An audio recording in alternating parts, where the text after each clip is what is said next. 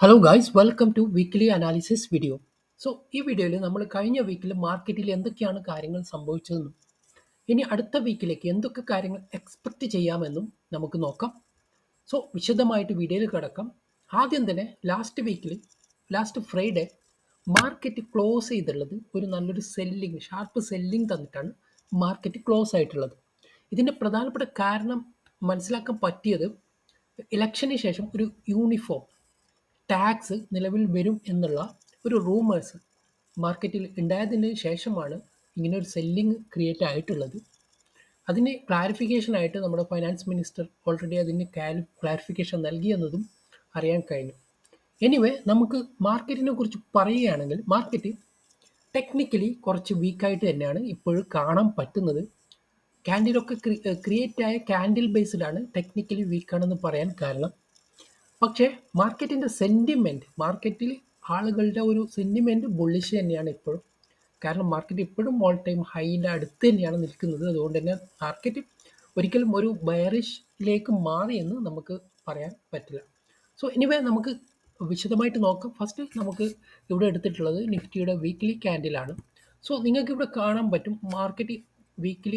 മാർക്കറ്റിൻ്റെ ഒരു സ്ട്രക്ചർ എങ്ങനെയാണ്. മാർക്കറ്റ് നല്ലൊരു ഹൈലി തന്നെയാണ് ഇപ്പോഴും മാർക്കറ്റ് മൂവ് ചെയ്തുകൊണ്ടിരിക്കുന്നത്. നിങ്ങളുടെ ഇവിടെ ക്യാൻഡിലിൻ്റെ ക്രിയേഷനൊക്കെ കണ്ടാൽ മതി. ചെറിയൊരു റീട്രേസ്മെൻ്റ് എടുത്ത് മാർക്കറ്റ് ഹൈയിലേക്ക് ഇങ്ങനെ മൂവ് ചെയ്തുകൊണ്ടിരിക്കും. പക്ഷേ ഇവിടെ ലാസ്റ്റ് സെക്ഷനിൽ മാത്രം മാർക്കറ്റിൻ്റെ ക്യാൻഡിലൊക്കെ കുറച്ച് വീക്കാണ്.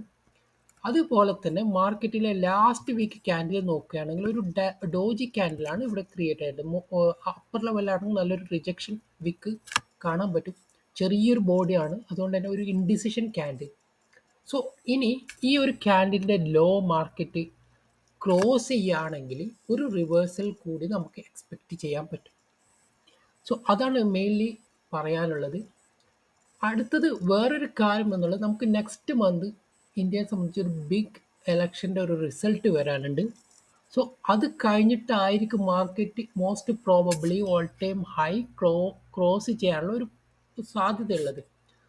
മാർക്കറ്റ് ഒന്നെങ്കിൽ ഇന്നത്തെ ഈ ഒരു വീക്ക്ലി ക്യാൻഡിലിൻ്റെ ഒരു ഇടയിലായിട്ടായിരിക്കും മാർക്കറ്റ് ട്രേഡ് നടക്കുക മോസ്റ്റ് പ്രോബബ്ലി. അങ്ങനെയാണ്. അല്ലെങ്കിൽ ഈ ഇന്നത്തെ ലോ ക്ലോസ് ചെയ്യാനും സാധ്യതയുണ്ട്. അതാണ് നിഫ്റ്റിയുടെ വീക്ക്ലി ക്യാൻഡിൽ. ഇനി ബാങ്ക് നിഫ്റ്റിയുടെ വീക്ക്ലി ക്യാൻഡിലും കൂടി നമുക്കൊന്ന് നോക്കാം. ബാങ്ക് നിഫ്റ്റി ഓൾമോസ്റ്റ് 15,000 അടുത്ത് വരെ എത്തിയിട്ട് നല്ലൊരു റിജക്ഷനാണ് കാണാൻ പറ്റിയത്. അതും ഒരു വീക്ക്നെസ് ആയിട്ട് തന്നെയാണ് കാണുന്നത്. ഇവിടുന്ന് ഒരു റിവേഴ്സലും നമുക്ക് എക്സ്പെക്റ്റ് ചെയ്യാവുന്നതാണ്. ഇനി നമുക്ക് ഡെയിലി ക്യാൻഡിൽ നോക്കുകയാണെങ്കിൽ, നിഫ്റ്റിയുടെ ഡെയിലി ക്യാൻഡിൽ നോക്കുകയാണെങ്കിൽ, നിഫ്റ്റിയുടെ ചാർട്ടിൽ പോയിട്ട് നമുക്ക് ഡെയിലി ക്യാൻഡിൽ ഒന്ന് നോക്കാം. കഴിഞ്ഞ ഒരു ഫ്രൈഡേയുടെ ക്യാൻഡിലാണ്. ഇത് കംപ്ലീറ്റ്ലി ഒരു ബിയറിഷ് എൻഗൾഫിംഗ് ആണ്. അതായത് പ്രീവിയസ് 3 ഡേയുടെ ക്യാൻഡിൽ കംപ്ലീറ്റ്ലി എൻഗൾഫിംഗ് ആയിട്ടാണ് മാർക്കറ്റിൽ ഫ്രൈഡേ ക്ലോസ് ആയിട്ടത്. ഇത് നല്ലൊരു ബിയറിഷ് ക്യാൻഡിൽ തന്നെയാണ്. ഇതും ഒരു വീക്ക്നെസ് ആയിട്ടാണ് നമുക്ക് കാണാൻ പറ്റുന്നത്. ഇനി നമുക്ക് 5 മിനിറ്റ് ക്യാൻഡിൽ നോക്കുകയാണെങ്കിൽ നമുക്ക് മെയിൻ സപ്പോർട്ടും റെസിസ്റ്റൻസും ഒക്കെ ഒന്ന് നോക്കാം. മെയിൻലി നമ്മൾ നോക്കുകയാണെങ്കിൽ മാർക്കറ്റിൽ ചില ലെവൽസുകൾ ക്രോസ് ചെയ്ത് കഴിഞ്ഞാൽ നമ്മൾ തീർച്ചയായിട്ടും ഒന്ന് ശ്രദ്ധിക്കാനുണ്ട്. അത് ക്രോസ് ചെയ്ത് കഴിഞ്ഞാൽ ചിലപ്പോൾ താഴത്തെ ലെവലിൽ നല്ലൊരു വീക്ക്നെസ് കാണാനും സാധ്യതയുണ്ട്. നമ്മൾ മാർക്ക് ചെയ്യേണ്ട ഏറ്റവും പ്രധാനപ്പെട്ട ലെവൽ ഇവിടെ നോക്കുകയാണെങ്കിൽ ഇവിടെ 22,300 ആണ് ഒരു സപ്പോർട്ടായിട്ട്, സ്ട്രോങ് സപ്പോർട്ടായിട്ട് മാർക്കറ്റിൽ ആക്ട് ചെയ്യാനുള്ള ഒരു സാധ്യത കാണുന്നത്. കാരണം ഇവിടെ നിങ്ങൾക്ക് ഞാൻ ഒരു മിനിറ്റ് സപ്പോർട്ടൊന്ന് വരച്ചു കഴിഞ്ഞാൽ അതൊന്ന് വ്യക്തമായിട്ട് നമുക്ക് മനസ്സിലാക്കാൻ പറ്റും.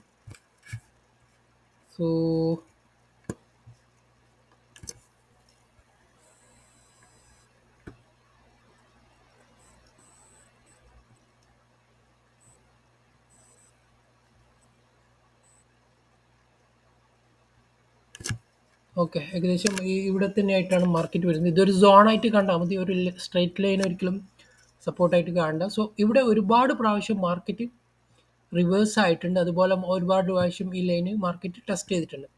സോ ഇനി ഇത് ബ്രേക്ക് ചെയ്യുകയാണെങ്കിൽ, അതായത് വെ- വെള്ളിയാഴ്ച ക്ലോസ് ചെയ്ത ലെവലിൽ നിന്ന് മാർക്കറ്റ് താഴോട്ട് വന്ന് ഈ ഒരു 22,300 കൂടി മാർക്കറ്റ് ക്രോസ് ചെയ്യണം, നമുക്ക് ഡൗൺ സൈഡ് നല്ലൊരു ഫാളിന് സാധ്യതയുണ്ട്. സോ അതാണ് മെയിൻലി നോക്കാനുള്ളത്.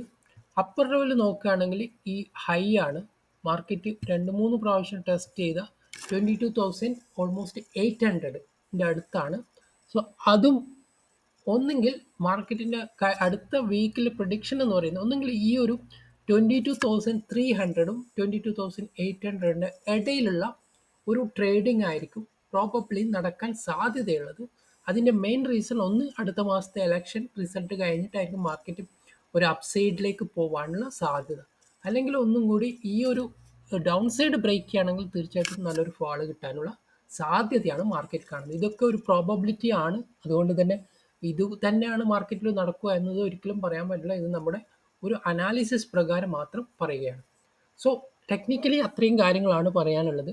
ഇനി മാർക്കറ്റിൽ എന്തൊക്കെ കാര്യങ്ങളാണ് അടുത്ത വീക്കിൽ മെയിൻലി പറയാനുള്ളത്, കുറച്ച് കമ്പനിയുടെ റിസൾട്ട് കൂടി അനൗൺസ് ചെയ്യാനുണ്ട്. ടാറ്റ മോട്ടോഴ്സ്, ഏഷ്യർ മോട്ടോഴ്സ്, അങ്ങനെ 2-3 പ്രധാനപ്പെട്ട കമ്പനികളുടെ റിസൾട്ടും കൂടി അടുത്ത വീക്കിൽ വരാനുണ്ട്. സോ അതും മാർക്കറ്റിനെ എഫക്റ്റ് ചെയ്യാനുള്ള സാധ്യതയുണ്ട്.